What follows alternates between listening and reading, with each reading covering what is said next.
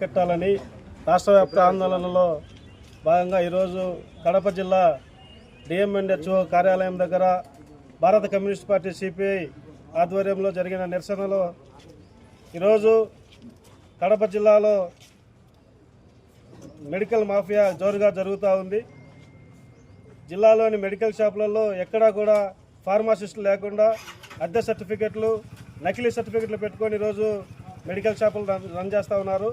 అదేవిధంగా డిఎంఎన్హెచ్ఓ ఆఫీసులో మరియు రిమ్స్లో టీబీ డిపార్ట్మెంట్లో రిమ్స్లో పనిచేస్తున్నటువంటి 2020-2023 నోటిఫికేషన్లు వచ్చిన ఉద్యోగులు దాదాపు 23 మంది నకిలీ ఉద్యోగులు ఉన్నట్లు గుర్తించారు.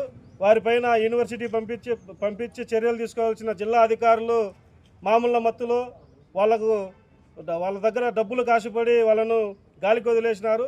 అదేవిధంగా రిమ్స్లో పనిచేస్తున్న ల్యాబ్ టెక్నీషియన్లు, ఎంఎన్ఓలు, అదేవిధంగా స్టాఫ్ నర్సుల పైన రీవెరిఫికేషన్ చేయాలి.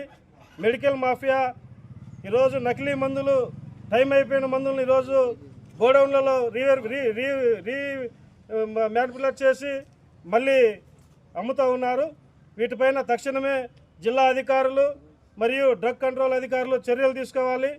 ప్రతి ఒక్క పట్టణ కేంద్రాల్లో దాదాపు 50 నుంచి 60 మెడికల్ షాపులు, అదేవిధంగా వేల సంఖ్యలో ఈరోజు ప్రైవేట్ ఆసుపత్రులు ఉన్న ఒక్క ప్రైవేట్ ఆసుపత్రికి కూడా అనుమతులు లేకుండా ఈరోజు నడుస్తూ ఉన్నాయి. ఏమంటే అనుమతులు పెట్టుకున్నారు, దాని ప్రొసీడింగ్లో ఉన్నాయని చెప్పి జిల్లా వైద్యాధికారులు మాట మారుస్తున్నారు.